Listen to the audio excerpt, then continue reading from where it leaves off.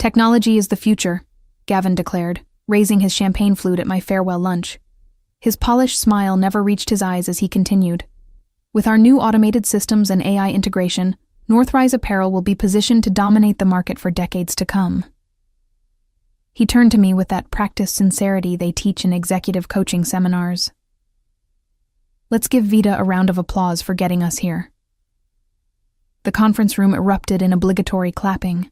I nodded, smiled, and thanked them, clutching my small black notebook, the only personal item I'd brought with me from my office, after packing 25 years of memories into 3 cardboard boxes yesterday. My name is Vita Lewis. For a quarter century, I've been the backbone of Northrise Apparel's entire data infrastructure in Sacramento. When I started, I was plugging in physical servers and writing code that formed the foundation of what would become a billion-dollar company. They didn't call me a data architect back then. I was just the computer lady who somehow made everything work.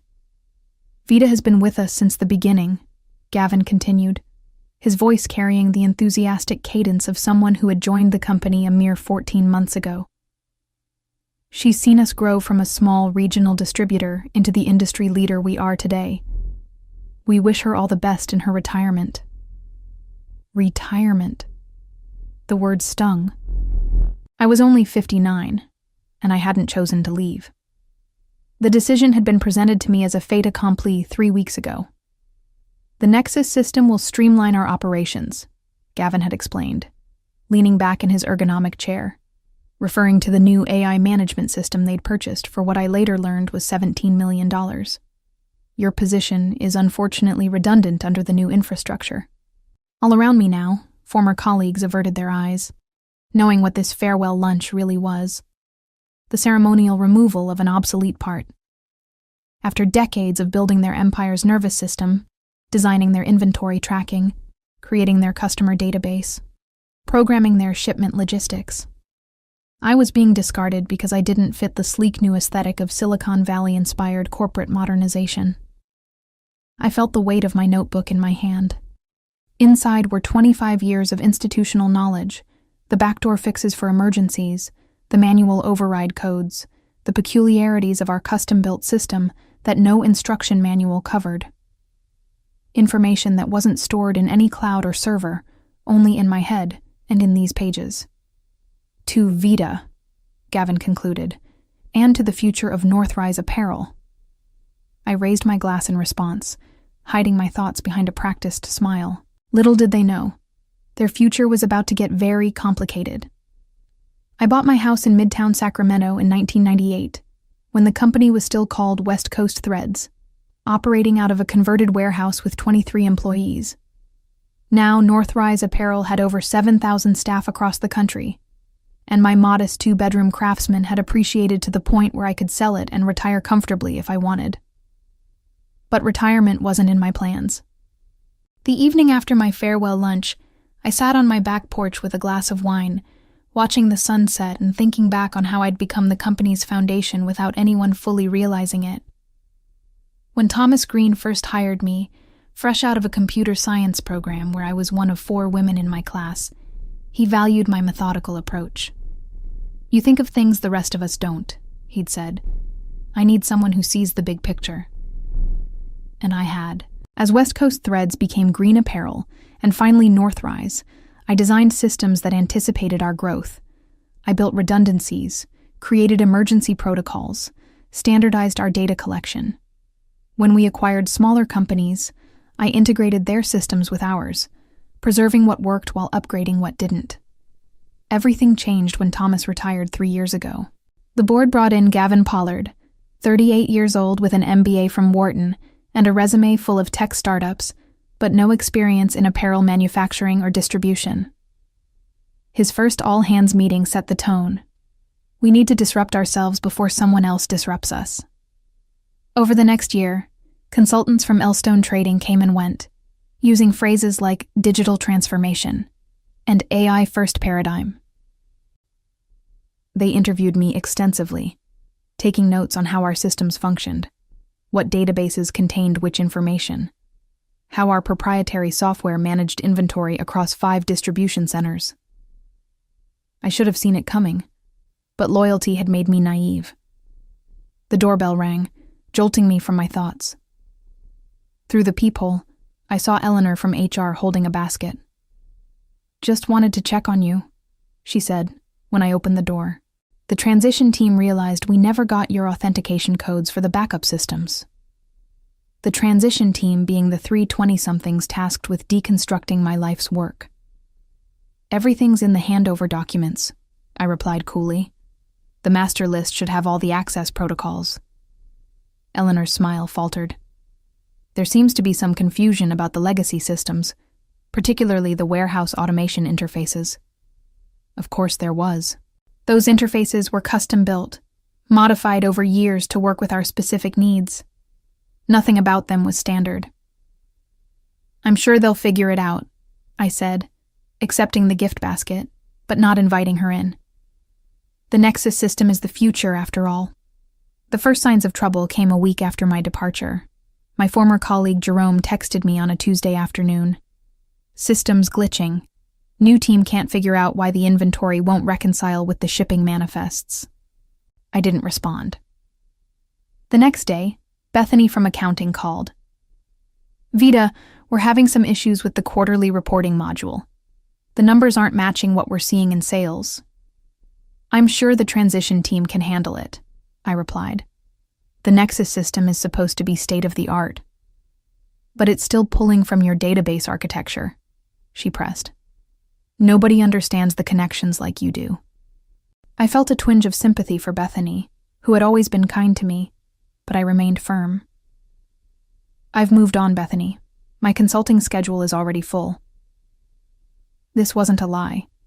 The day after my severance package had cleared, I'd received a call from Philip Donovan, co-founder of Donovan and Mills Logistics. They were Northrise's biggest competitor in the West Coast apparel distribution space, and they wanted to meet. "Just a consultation," Philip had said. "We've admired your work for years." The office of Donovan and Mills occupied the 12th floor of a glass tower downtown, with a view of the state capitol. It was sleeker than Northrise's converted industrial campus, filled with natural light and modern furniture. Philip met me in the lobby himself, a courtesy Gavin had never extended to anyone below VP level. "Ms. Lewis," he said, shaking my hand. "Thank you for coming. We're excited to hear your thoughts on our data infrastructure." The meeting lasted 3 hours. I was introduced to their tech team, shown their systems, asked my opinions on their processes. They listened carefully, took notes, asked intelligent questions. "We've been trying to solve our multi-location inventory synchronization for months," their lead developer admitted. "Our current system can't handle the complexity." The problem was immediately clear to me. I'd solved it for Northrise 15 years ago. At the end of the meeting, Philip walked me to the elevator. "We'd like to bring you on as a consultant," he said. 3 days a week, your own team, complete autonomy on how you approach the rebuild." The offer was double my previous salary. "I'll need to think about it," I said, though my mind was already made up. When I got home, there were 3 missed calls from Northrise. One from Eleanor, one from the IT department, and one from Gavin himself. I ignored them all. That night, I opened my black notebook and began transcribing its contents into a password-protected document on my personal laptop. Emergency workarounds, server peculiarities, the architectural quirks of a system built over decades, rather than designed all at once. Knowledge that wasn't documented anywhere else. The next morning, I called Philip and accepted his offer. That afternoon, Jerome texted again. "Complete system failure. Nothing's talking to anything. CEO is losing his mind." I closed my phone without replying and began packing for my first day at Donovan and Mills. I was deep into my 3rd week at Donovan and Mills when the storm truly broke. I'd been given a corner office overlooking the American River and a team of 5 developers who actually listened when I talked about database architecture. We were making rapid progress on rebuilding their inventory management system, and I felt more valued in those 3 weeks than I had in my last 3 years at Northrise. My phone buzzed with a text from Jerome. They're calling it the Black Thursday crash. Nothing's working. Orders lost. Inventory frozen. Customer portal down. Gavin's looking for someone to blame. I didn't respond, but I did pull up the local business news on my computer. There it was, a headline on the Sacramento Business Journal website. Northrise Apparel faces major system outage. Stock drops 8% on fulfillment concerns. The article described how Northrise's much-touted new AI system had failed spectacularly, leaving customers unable to place orders and warehouses unable to ship existing ones. The company had issued a statement about temporary technical difficulties. But sources inside the company, Jerome, I suspected, described a complete system collapse. My office phone rang. Philip Donovan's name appeared on the caller ID. "I assume you've seen the news about your former employer," he said when I answered. "Just reading it now," I replied. "Any insights you'd care to share?" His tone was carefully neutral. I considered my response. Their new system was implemented without adequate testing or understanding of the existing architecture. It was inevitable. "I see." Philip paused. "We've received an interesting call from a Thomas Green. Apparently, he still sits on Northrise's board, and he suggested we might have recently acquired some valuable expertise that could help resolve their situation." My heart skipped. Thomas had been my champion for decades, but I never expected him to reach out like this. "What did you tell him?" I asked. "That we're quite happy with our recent personnel decisions and have no interest in loaning out our valuable consultants." I smiled despite myself. "Thank you. Though I admit to some curiosity," he continued, "just how bad is their situation?" I sighed, weighing my professional ethics against my lingering resentment. If they tried to integrate Nexus without properly migrating the manufacturing execution system I designed, they've likely corrupted their entire database. Every order, inventory record, and shipping manifest from the last 3 months could be affected. And recovery? Possible, but not with their current team. They don't understand how the legacy systems interact with the newer components.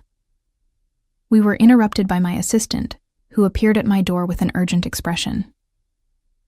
"Ms. Lewis, there's a Gavin Pollard on line 2. He's called 3 times in the last hour." I thanked her, but made no move toward the phone. Philip raised an eyebrow. "Aren't you going to take that?" "I don't work for Northrise anymore," I replied simply. He nodded slowly, a small smile forming. "No, you certainly don't." He turned to leave but paused at the door. "We have that strategy meeting at 3. I'd be interested in your thoughts on expanding our direct-to-consumer channels." After he left, I sat staring at the blinking light on my phone for a long moment before turning back to my work. By that evening, my email contained increasingly desperate messages from various Northrise executives.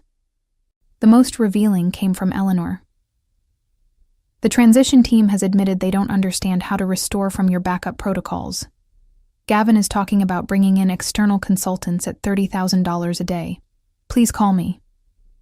I closed my laptop and went home, sleeping better than I had in years. The next morning brought news that Northrise's stock had fallen another 6%. A financial analyst on the local business report speculated that extended fulfillment issues could cost the company upwards of $50 million if not resolved quickly, with long-term damage to customer relationships that could be incalculable. When I arrived at Donovan and Mills, I found an elaborate fruit basket on my desk, with a note from Philip. "Thank you for your loyalty. Your insights yesterday helped us secure the Wilson account, 4.2 Northern annual." The Wilson Group had been one of Northrise's oldest clients. I allowed myself a moment of satisfaction before getting back to work. Around noon, my desk phone rang again. The receptionist sounded apologetic. "Ms. Lewis, there's a Gavin Pollard in the lobby insisting on seeing you. He doesn't have an appointment." I took a deep breath. "Tell him I'm in meetings all day. He says he'll wait." After consulting with Philip, who seemed amused by the situation, I agreed to a 15-minute meeting in one of the first-floor conference rooms, neutral territory. Gavin looked terrible. His usually immaculate appearance was disheveled, with dark circles under his eyes and a coffee stain on his shirt. "Vida," he said, reaching to shake my hand. I nodded but didn't reciprocate. "Thank you for seeing me. What can I do for you, Gavin?" I kept my tone professional, betraying none of the satisfaction I felt seeing him so undone. "We need your help," he said simply. "The Nexus integration has encountered some complications." I believe catastrophic failure is the term the business papers are using. He winced. "The coverage has been unfortunate, but we believe with your expertise, we can resolve the issues quickly. The board has authorized me to offer you a 6-month consulting contract. Very generous terms. I have a position here. We'll double whatever they're paying you," he said quickly. Then, seeing my expression, "Triple it." I leaned back, studying him. "You fired me, Gavin. You called my expertise obsolete. You said, what was it? That technology is the future, and my methods were holding the company back." He had the decency to look embarrassed. "That was a mistake. We all make mistakes. Some more costly than others. Vida, please. We're losing millions every day. The warehouses can't ship. Customer service can't access order histories. The Nexus team says the core database is corrupted beyond recognition." I thought of all the warnings I'd given during the transition, the documentation I'd provided that had been dismissed as unnecessarily complex, the training sessions no one had time to attend. "No," I said simply. "What?" "No, I don't work for Northrise anymore. I have commitments here, but I'm sure your Nexus experts will figure it out eventually." Gavin's desperation turned to anger. "You know exactly what happened to our systems. You probably built in these failures." I stood up, my own anger flaring. "I dedicated 25 years to building robust, reliable systems that kept your company running without fail. If they're failing now, it's because you dismantled them without understanding how they worked." "We'll sue," he threatened. "For sabotage. For what? For taking another job after being fired? For not documenting every single aspect of systems I built over 25 years? Sue me for not answering phone calls from a company that discarded me?" I gathered my papers. "I believe our 15 minutes are up." As I walked out, I turned back briefly. "By the way, there's a complete recovery protocol in the Emergency Procedures Manual, Volume 3, Section 8. I updated it every quarter for 20 years. But of course, that would require actually reading the documentation." I left him there, mouth slightly open, and returned to my new office, where I was building something better. 2 days later, I received a formal letter from Northrise's legal department requesting all documentation, notes, and intellectual property related to my former position. It was followed by a personal note from Thomas Green. "Vida, call me. We need to talk. The board is in chaos." I decided to respond to Thomas out of respect for our history. He answered on the first ring. "This is a mess," he said without preamble. "Gavin has the board convinced you sabotaged the system." "That's absurd," I replied. "I built those systems to withstand anything. They were working perfectly when I left." "I know that," Thomas sighed. "But they need someone to blame. The Nexus implementation has been a disaster. They've lost millions in orders, and their main backup was corrupted during the migration." "There's a tertiary backup," I said. "On the secure server in Building C. It runs independently from the main system and archives everything weekly." There was a pause. Building C was decommissioned last month. Cost-cutting measure. I closed my eyes, imagining the old server room with its carefully maintained equipment, now empty. Of course it was. "Vida," Thomas's voice softened. "I know you were treated poorly, but there are 7,000 employees whose livelihoods depend on Northrise. Not all of them were part of Gavin's decisions." It was a fair point, and one that had been weighing on me. My grievance was with the executive team, not with the warehouse workers or customer service representatives who were probably dealing with chaos. I can't come back, Thomas. I've made commitments here. I understand. But perhaps there's a middle way. What if you provided consultation remotely? Just enough guidance to get the critical systems back online. The board would ensure you're well compensated, and Gavin would have no direct contact with you. I considered his proposal. I'll think about it. That evening, I discussed the situation with Philip, who surprised me with his response. Help them, he said, under the right conditions. You want me to help our biggest competitor? He smiled. I want you to negotiate terms that benefit us both.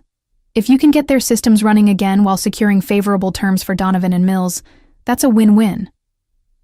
The next day I called Thomas with my conditions. I would provide remote consultation only, working exclusively through their technical team. I would require a substantial consulting fee, paid in advance. And most importantly, Northrise would need to sign a partnership agreement with Donovan and Mills, giving us preferred status for West Coast distribution. That's essentially asking us to collaborate with our competitor, Thomas said. It's asking you to acknowledge reality, I countered. Northrise's distribution network is in shambles. You need reliable partners until you're back on your feet. Donovan and Mills can handle the overflow at fair rates, and I can help restore your systems. Everyone wins. Thomas took my terms to the board, who spent 8 hours in emergency session before agreeing. Gavin was reportedly furious, but overruled. The next week was intense. Working remotely through video conferences, I guided Northrise's technical team through the painstaking process of recovering their data and rebuilding critical systems. I didn't give them everything, just enough to restore basic functionality and prevent further losses. Philip was delighted with the partnership agreement, which gave us access to clients we'd been pursuing for years. Northrise's stock stabilized, and the crisis coverage in the business press began to fade. Through it all, I maintained my distance from Gavin, speaking only with the technical team and Thomas. But I heard through Jerome that Gavin's position was precarious, with several board members openly questioning his leadership. It wasn't revenge exactly. It was something more satisfying: vindication. 6 weeks after what the tech team had begun calling the Vita protocols salvaged Northrise's systems, I received an unexpected email from Thomas Green. The subject line read simply, Board meeting results. Gavin Pollard had been removed as CEO. The board had voted 10-2 for his immediate replacement. The Nexus failure cost us $142 million in lost orders, damaged customer relationships, and emergency consultants, Thomas wrote. His position became untenable when the quarterly reports showed the extent of the damage. I thought you should hear it from me first. I sat back in my chair, letting the news sink in. I hadn't actively worked for Gavin's downfall, but I couldn't pretend to feel sorry about it.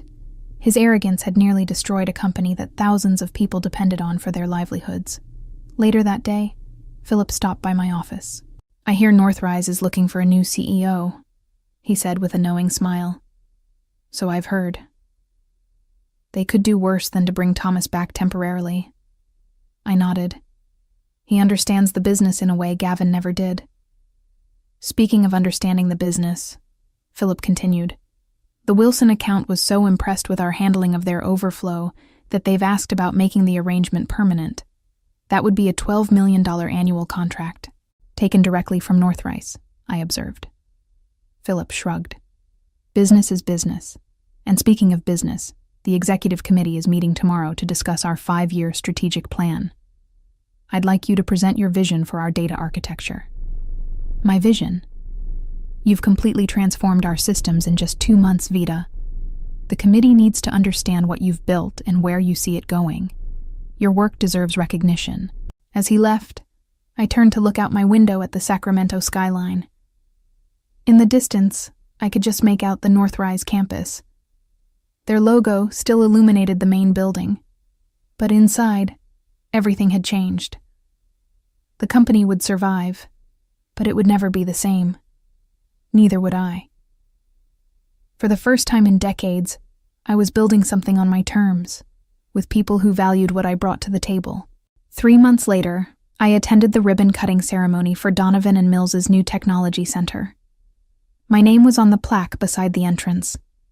Vita Lewis Technology Center, where innovation meets experience. Philip had insisted on naming it after me when my system overhaul resulted in a 38% efficiency improvement across their distribution network. The center would house an expanded development team and serve as a training facility for technical staff from across the company. "We didn't just hire a consultant," Philip said in his speech. "We gained a visionary who understood that technology should serve people, not replace them." As I stood beside him for the ceremonial photo, I thought about how differently things had turned out from what I'd expected when I left Northrise. I hadn't planned revenge exactly, just a new beginning. But my success had become a form of vindication, more powerful than any deliberate retaliation could have been. The reception afterward was attended by local business leaders and politicians. I found myself approached by a woman I didn't recognize. "Ms. Lewis, I'm Diane Torres, from the Governor's Office of Business Development. I've been hearing remarkable things about your work." We spoke for nearly half an hour about data systems and their impact on regional businesses. At the end of our conversation, she handed me her card. "We're forming a task force on technology infrastructure for state agencies. We need people with both expertise and perspective. Would you be interested in serving as an advisor?" 6 months ago, I had been deemed obsolete by a man half my age. Now I was being recruited to help shape technology policy for the entire state. "I'd be honored," I replied, taking her card. As the reception wound down, I received a text from Jerome. "New CEO announced. You'll never guess who." Thomas Green was coming out of retirement to lead Northrise through its recovery. I smiled and put away my phone without responding. That chapter of my life was closed. My focus now was on building something new. As I looked around at the center bearing my name, filled with people who valued my contributions, I realized that the best revenge wasn't about destruction at all. It was about creation.